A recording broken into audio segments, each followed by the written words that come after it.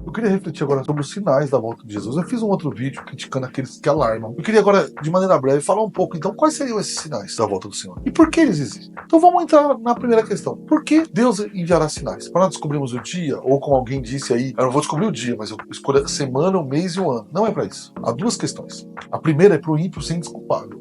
Ele viu os sinais, pessoas falaram para ele e ele ficou zombando. E agora não tem mais desculpa. Para o crente, os sinais vão aumentando para cada vez ele perceber que as coisas caminham para o fim e ele deve colocar sua vida em dia e vigiar. Então eu quero falar com você nesse vídeo alguns sinais que a Bíblia aponta. A proclamação do Evangelho. A Bíblia diz que o Evangelho será pregado em todo mundo. Algumas posições, alguns já acham que já foi pregado, porque a África, por exemplo, já foi cristã, outros lugares agora não é, e agora a Europa está deixando de ser e outro lugar vai ser. Outros acham que falta pouco para esse sinal acontecer. Eu sou dessa segunda linha, tá bom? Não falta muito. Com o advento da internet, muitos missionários que nós nem sabemos onde eles estão, mas eles lá estão levando o Evangelho e muita gente tem ouvido do Evangelho. A restauração de Israel, melhor usar esse termo. Romanos 11:25 diz que há um mistério. E nós não somos uma religião de mistério, né? Paulo fala, o mistério ele já explica. Ele fala que esse momento onde Israel recusa o Messias, apesar de um ou outro não recusar, mas a grande maioria sim, será retirado. Como que, vamos pensar assim, um véu será retirado. E grande parte, vou colocar grande parte, que dá para dizer todos, de Israel se voltará ao Senhor. Eu acredito nisso, acho que Romanos 11:25-32 diz isso. Israel será restaurado. Quando nós vemos muitos israelitas sendo convertidos, prepara o coração. Agora eu tô falando assim sem tanta convicção, tá? Mas colocando a minha opinião. Eu acho que esse é um dos últimos sinais que irá acontecer, tá bom? Não são mais sinais da graça, sinais do inimigo, de Satanás, se opondo ao crescimento do evangelho, se opondo à igreja do Senhor, se opondo aos salvos. Daniel, lá Daniel 12, ele vai falar sobre isso, que haverá uma grande tribulação. Nós não podemos ignorar, irmão, que já houve grandes tribulações. Lá no começo, quando os cristãos começaram a ser massacrados, depois na Inglaterra com a Maria Sanguinária, e podia passar por muitos outros locais na África, no Oriente Médio hoje, quantos cristãos lá não tem tribulação? Eu tem para nós aqui, e tá crescendo no nosso meio, hein? Você percebe que começa a haver uma perseguição ainda não física, mas contra a pregação do evangelho em países como o nosso, que antigamente não tinha isso. Mas vamos lá, o Oriente Médio, lá não pode. Muitas pessoas morrem por pregar o evangelho. Apesar de já haver, por toda a história da tribulação, eu acredito sim que haverá um período de uma grande tribulação. E Deus vai abreviar esse tempo, senão não sobraria ninguém. Mas o que vai acontecer antes do anticristo, que é mais um sinal, aparecer? Lá, em 2 Tessalonicenses, diz o seguinte: ninguém de modo nenhum os engane, porque isso não acontecerá sem que primeiro venha a apostasia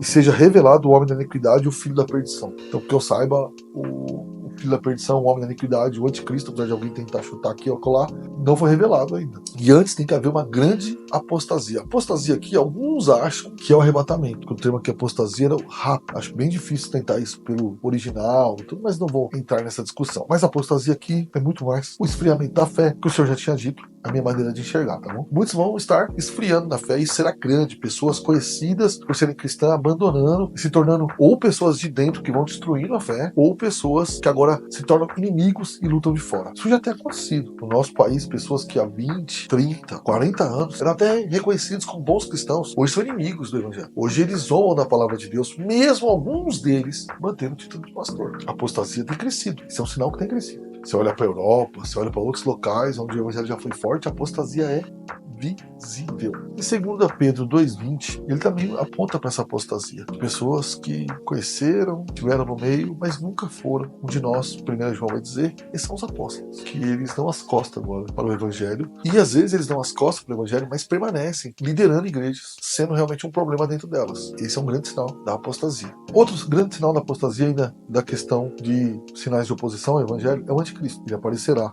João usa o termo o anticristo, o apóstolo Paulo usa o termo o homem da iniquidade, e Daniel usa o termo o abominável da desolação, mesmo termo usado que Jesus usa em Mateus 24 e Marcos 13, e são todas a mesma pessoa, o anticristo, que nós falamos assim, que nós não sabemos quem é. Eu fiz uma conta básica e eu vou fazer um outro vídeo sobre isso. Pelo menos 12 a 15 pessoas por toda a minha vida de cristão já ouvi falar que era o anticristo e todos erraram. Estou falando dos que é certeza, que erraram para trás. Agora estou vendo os que estão errando agora. Um dia vai ficar claro quem é, mas ainda nós não sabemos e Deus não nos deu a função de acharmos, tá bom? Ele vai se revelar. Os crentes vão entender, eles vão compreender. Então esse será o anticristo. Ele vai se levantar contra tudo aquilo que é divino, perseguirá a igreja, perseguirá a tudo e a tudo. Isso vai acontecer. Chegará esse dia se nós estivermos vivos. Então, junto com o anticristo, a perseguição aos crentes, tudo isso é sinais da oposição. É oposição à pregação do evangelho, como já disse que tem crescido, tudo isso é sinal de oposição. E por último, os sinais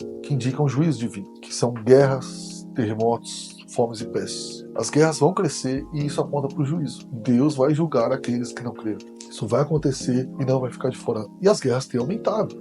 Eu não entendo muito, mas eu vi alguém que entende aí, que é da área, falando que os terremotos têm aumentado demasiadamente. Eu ainda preciso analisar tudo isso e ver como... Mas as guerras são notórias. Até hoje, alguns falam que o anticristo já apareceu. Aonde está a paz que ele vai manter? Paz não é um acordo assinado. Ele vai produzir uma paz momentânea. Ele trará um período de paz. E nós não temos esse período nesse momento. As guerras têm aumentado. Está aí para ver, não preciso nem ficar citando. E dá sinais que elas vão aumentar.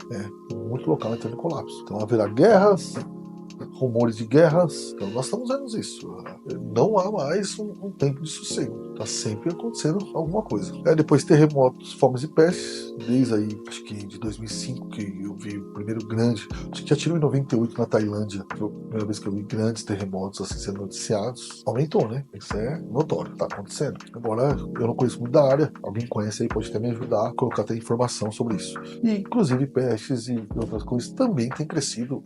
Visível aos nossos olhos. Todos esses sinais que eu falei são reais, né? Sinais da graça, sinais de oposição e sinais de juízo, eles estão acontecendo, vários deles. Nós não sabemos se eles vão crescer ao ponto de vir o fim ou Deus fará algo e isso vai recuar. Eu não tenho a resposta. Não acho que nós vamos ter que ficar olhando para os sinais e com isso seguindo nossa vida, servindo ao Senhor, casando os nossos filhos, trabalhando, estudando, investindo em algo. Isso tudo que eu estou dizendo não é para você entrar em desespero, mas é para você se manter vigilante. E aí eu vou até encerrar aqui com alguns erros que você precisa evitar. O primeiro erro que você tem que evitar, não adianta falar da volta de Jesus e não olhar para as nossas vidas, ficar olhando só para o mundo. Quando nós falamos da volta de Jesus e vemos alguns sinais, é para nos levar à santidade, é para nos levar a uma vida de vigilância, de acertarmos os nossos corações, o meu, o coração do Darcio, e você aí do outro lado acertar o seu coração. Não pode ser só conversa para nós discutirmos coisas, mas nós devemos implementar e viver mais vigilante. O segundo erro é evitar. Não entrar em alarmismo e desespero, não precisa.